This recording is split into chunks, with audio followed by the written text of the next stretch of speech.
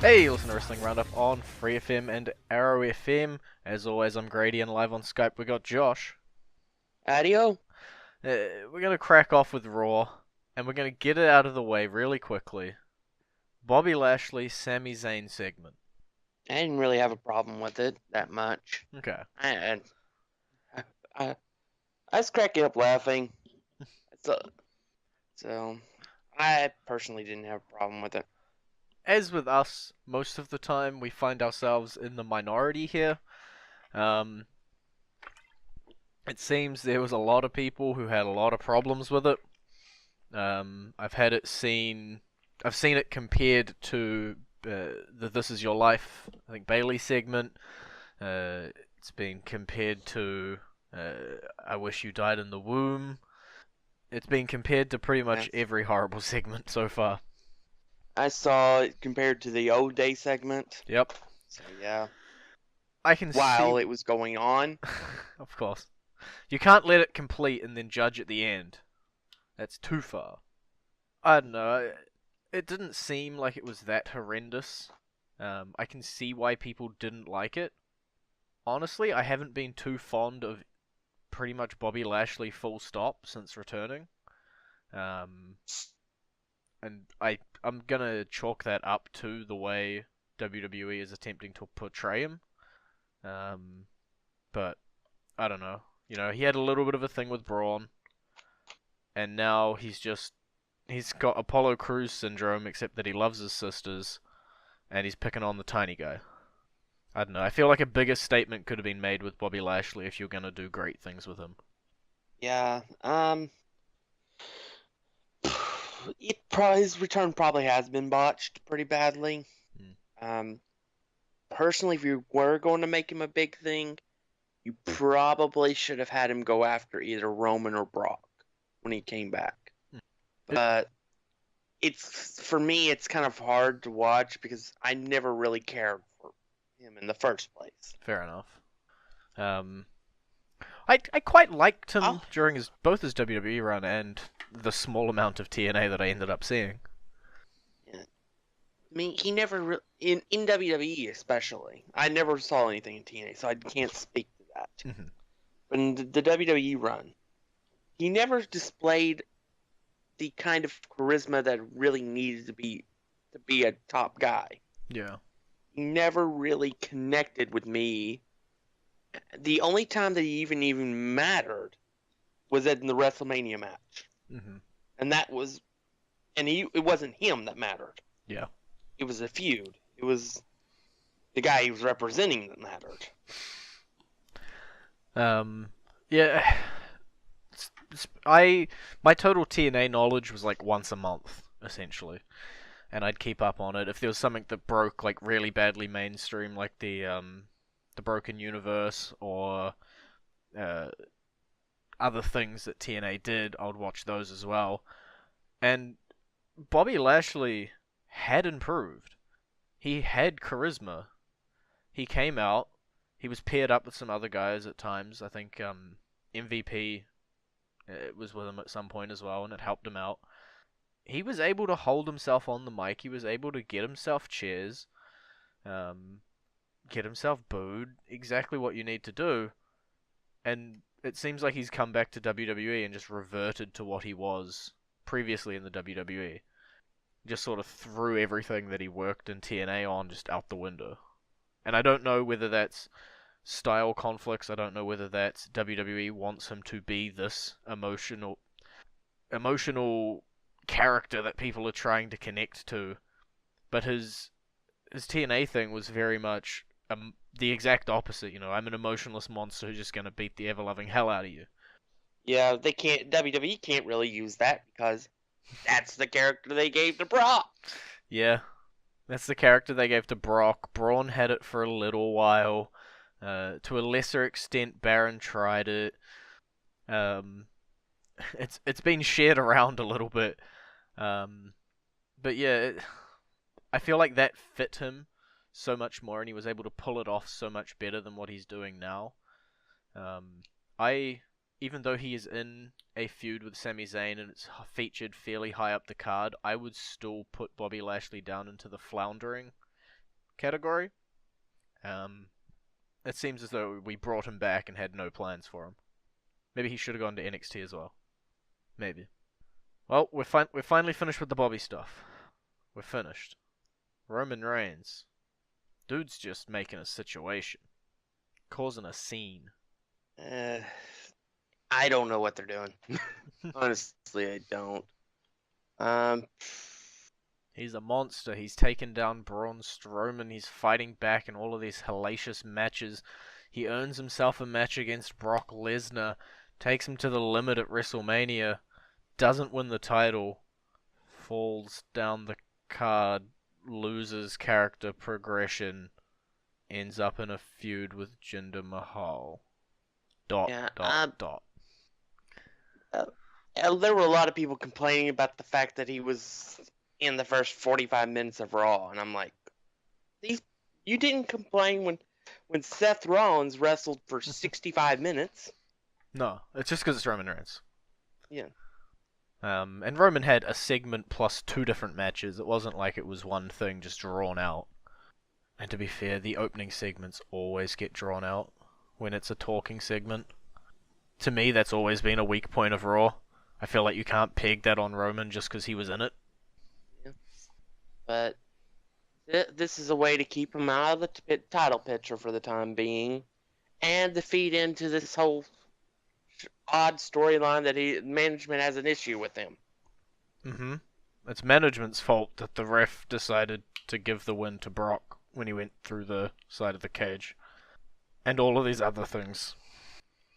I definitely agree in that it is a very odd storyline.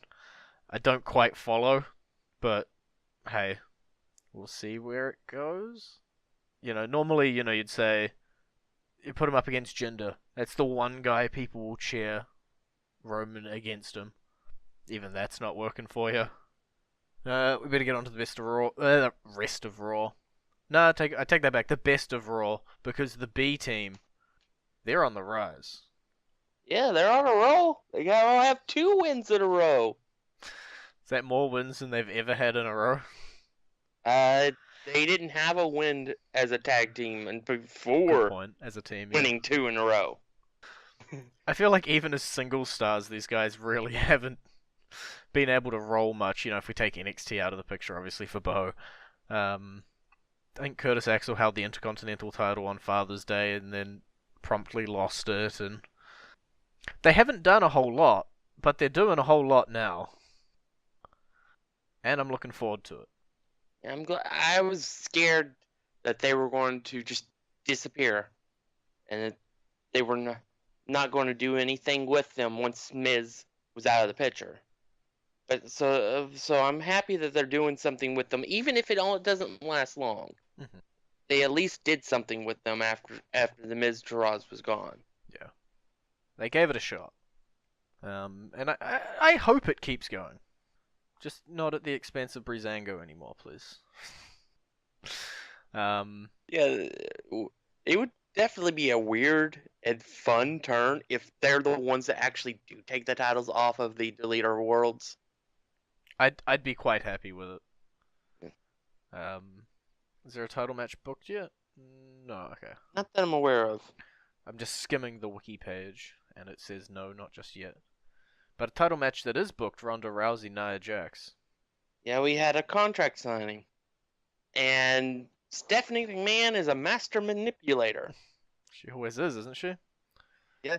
Well, we now have reasons for why this match should be interesting. Because of the way she manipulated Ronda and Nia into basically hating each other. Yeah. To be fair, overall, it was a pretty well-behaved contract signing. I kind of kept expecting, though, Ronda to put Nia through the contract table the way she did Tripp. Sometimes the table budget isn't that high, and we just need the table to survive the segment, okay? WWE are on hard times at the moment. Definitely not $1 billion added into them at the moment. Hard times. Can't afford to break the table. So who you picking to interfere in the match? I'm not, honestly, I have no idea. I don't know if there's going to be any. interference or not. Okay. For all we know, Ronda may win the match and then immediately loses the title to whoever has the briefcase. Yeah. I'd be happy to see it.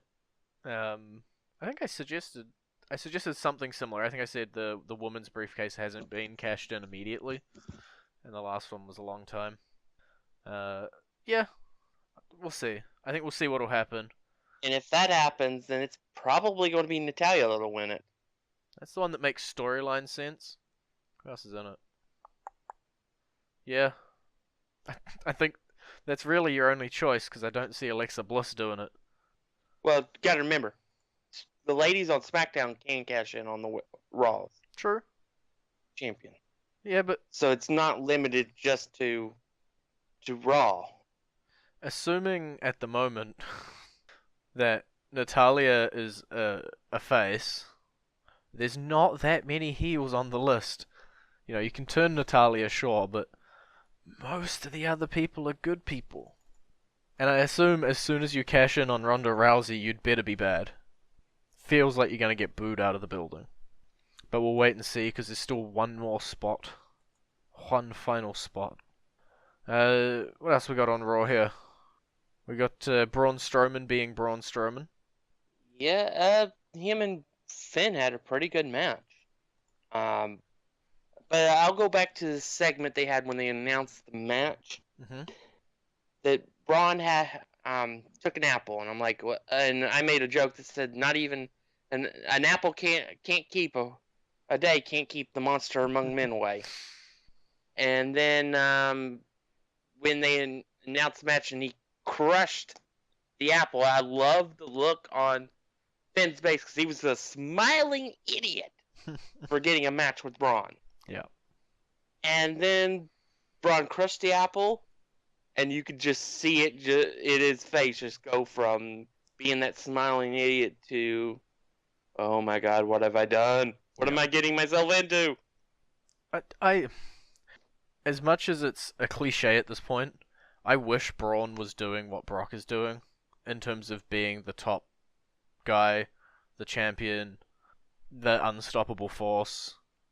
I'm willing to go all in, no stupid indie show pun intended, behind Braun. Every last chip I got. Will WWE do that? Time will tell. And then we also got a bunch of other matches from the other Money in the Bank competitors. And one in particular I'm going to talk about. Chad Gable, Dolph Ziggler. Ignoring the Dolph Chad Ziggler. Patton? Ignoring the Dolph Ziggler factor. We got ourselves some juicy rumors of a certain son of a certain general manager being backstage and ready to go. Yeah, I was expecting Jason Jordan to make his return. Do we think he's going to pop up straight into the Chad Gable storyline? Maybe next week. I don't know. I've also heard finishing his feud off with Seth, potentially answering Seth's open challenge. Although his open challenge, we already know who's doing it next week. I think it's Jinder. No, it wasn't an open challenge. It was just a challenge? No, it was just an announced match. Sorry. We'll say that Seth continues an open challenge. Ignoring next week. Going the next one after that. And then have Jason. But I think then we're just delaying Jason longer and longer. I don't know. Maybe he'll come back and fight Seth. Maybe he'll come back and team up with Chad again. Maybe he'll come back and just turn on Chad because he feels like being a butt. But we got to get over to SmackDown. And to get to SmackDown, we got to go through the theme song. And you were a little obscure with your theme song choice this time. Yeah, I just seen a video that showed characters you wouldn't have expected to had a theme song change when they had a character change. Mm-hmm. It was centered around Shinsuke's music change. Yep. But it showed other characters, including Stone Cold Steve Austin, which I never really actually realized. I think it's so similar that you just don't click. I don't know.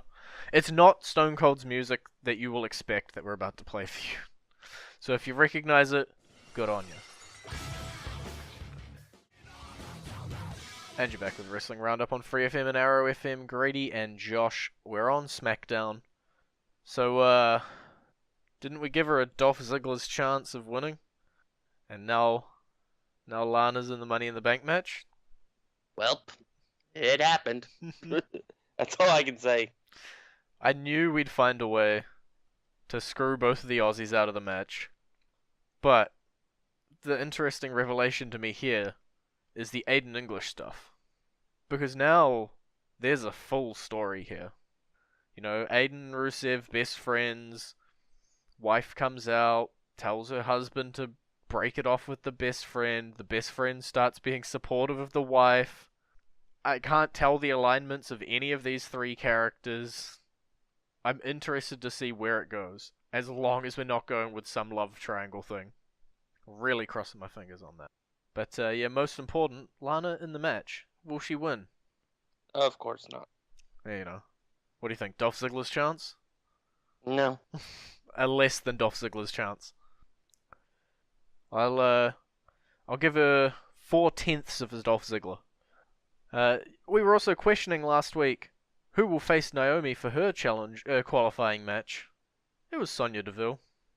And Naomi qualified. I believe that leaves us with all 4 SmackDown. Yep, although I think all the women have been filled except for the second chance gauntlet match on Raw on Monday next week. So there's only 1 spot left. We'll see that filled on Monday. I don't think I don't know. It's hard to tell looking at it, but I don't think Naomi or Lana will win. So I'm not sold yet on a specific winner. I think if it's not going to be cashed in immediately, I'd like to see it be Ember Moon, but I'll wait and see who the last person is. Maybe they shock me. I think the last person will be Ruby Riott. That makes sense. In which case, I would still stick with Ember. The Miz, he's got a new TV show out. That's all I really want to say about that. Let's not indulge in reality shows and let's just move on to him failing to figure out which one of the New Day are going to enter. Yeah. I kind of wish they would have went ahead and announced it. I have a feeling we're not going to know which member of the New Day is going to be in the match until time for the match. Yeah. I personally still don't know. I want it to be Big E. What I say, I want it to be Kofi. I expect it to be Big E of the 3. Yeah, I expect it to be E. I want it to be Xavier Wood. Yeah, I think personal pipe dream is Kofi winning, but that'll never happen. Because Kofi never wins anything unless it's 2007? 6? He still didn't win, but he was at least featured. 2009 when he was feuding with Randy Orton. It was 9. See, I suck at my years. I should never try and guess the year that things happened. Usos versus Gallows and Anderson. Winners face the Bludgeon Brothers. Personally, I'd let the other team win. Well, this should be an interesting match for the titles. But the club is not the team I see taking the titles off of the Bludgeon Brothers. Nah. I'm assuming we're both thinking the same thing, maybe? Sanity? Yep. Whenever they decide to actually debut. Hopefully by a helicopter. That won't happen. Maybe by helicopter. But also on SmackDown, AJ Styles, Shinsuke Nakamura, it's gonna be a last man standing match. I'm fine with that. That definitely opens up the doors and really gives them a chance to really work. And it's been a while since we've seen a last man standing match. I can't recall off the top of my head the last one. Yeah. I got nothing. Obviously we need something to bookend this feud. Last man standing's just as good as any. See some good hits, some people knocked out for a little while, and I'm sure there'll be plenty of near misses. That's pretty much... Nope, I missed it. Daniel Bryan, Jeff Hardy. Who'd have thought that match was gonna be the last match on a SmackDown? That, um, yeah, it was a good match. It's just the winner's reward was they get to get to face Samoa Joe. So we'll rewind and we'll talk about 1 year ago. I come to you, I pitch. The main event of SmackDown is going to be Jeff Hardy. No, might have to go further back than a year. Jeff Hardy versus Daniel Bryan. The winner takes on Samoa Joe. It's just such a I weird would have, combination. yeah, yeah, they're blowing through these dream matches with Daniel Bryan real quick. Mm. By the way, the last man standing match was on Raw of in January of last year. Okay, It was Braun Strowman versus Sami Zayn. gotcha. Yep, I remember that one too. And if you want to go down to NXT, then it would have been the Asuka versus Nikki Cross match True. in June. Let's not go down to NXT. Let's not count it. But talking back to the Jeff and Bryan thing, Bryan and Joe. I'm gonna assume Joe wins. Yeah, that's my thoughts. And with Joe in the match, my goodness. You have Braun, you have Joe, you have potentially Big E, You got a lot you of have mass. Finn, you have Bobby Roode. This is going to be one stacked Money in the Bank ladder match. Yeah. To be fair, even if you got Bryan instead of Joe, still stacked. Like, Yeah. whatever the outcome of that match is, it's gonna be stacked. And we're gonna see Braun Strowman walk out the winner, right? Maybe? Not so convinced? I'm actually not that convinced anymore. I'm actually becoming more convinced over time that Bobby Roode will walk out with the briefcase. Okay. I'm I'm fine with that. If he puts And that the sparkles all briefcase over will it. be an element to turn him heel. You just, you're pulling at anything to turn Bobby Roode heel, aren't you? Anything. I'll take anything. Right, we'll move on past SmackDown because we got the UK Championship Tournament opening matchups ready to go. I'm prepared for you to say I don't know who either of those people are for many of these matches, but if you do know, take a guess. The first round matchup, Gentleman Jack Gallagher will be taking on Drew Gulak in a 205 Live clash. Didn't they have that clash to see who would get in the match tournament in the first place? Uh-huh. Why would anything change? Gentleman Jack Gallagher wins. Yep. I think it's fair enough. I'm still confused by why Drew's in it. But, okay. Ashton Smith versus Joseph Connors. No clue, let's move on. No clue. I'll just go with Ashton Smith. I don't know. Flash Morgan Webster versus James Drake. Don't know these, but I'll go with James Drake. Oh, I gotta go with Flash Morgan Webster. That's a cool name. Yeah. It makes me laugh. Kenny Williams versus Dave Mastiff. Kenny Williams. How can you stop Dave Mastiff, man? I want to see this man fly. I've heard good things about his agility despite being a big man. I want to see them. Zach Gibson versus Amir Jordan. Zach Gibson. Yeah, I like me some guitars, so I'm gonna go with Gibson. Tucker versus Joe Coffey. Gotta go with Tucker. Yeah, but I know Joe Coffey. Yeah, but Tucker's my last name. I can't go against it. Okay, we'll see what happens. Somehow not knowing anybody, we're disagreeing on a lot of these. Jordan Devlin versus Tyson T-Bone. Jordan Devlin. Yep, I think that one's probably the most obvious of the matches. And then the final one, it's a hard one. Ligero versus Travis Banks. Travis Banks. Thank you for the emotional support. As much as I'd love Travis Banks to make it all the way through, Ligero is a tough first round matchup. Weirdly enough, they're two of the people I actually know in this tournament out of like 5 of them.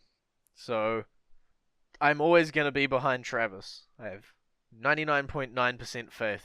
A little bit. Alright, well, we'll see what happens. First round is June 8th to 10th. That's that. A couple weeks away. 1, 2. It'll still be going on, so it'll be 3 weeks away before we get to talk about them. And yeah, we'll catch up when it's that. That's pretty much all we got time for anyway. So it's been great talking to you. Baby. You can visit our Facebook page, facebook.com/wrestling radio, Twitter page, twitter.com/wrestling radio. See you next week.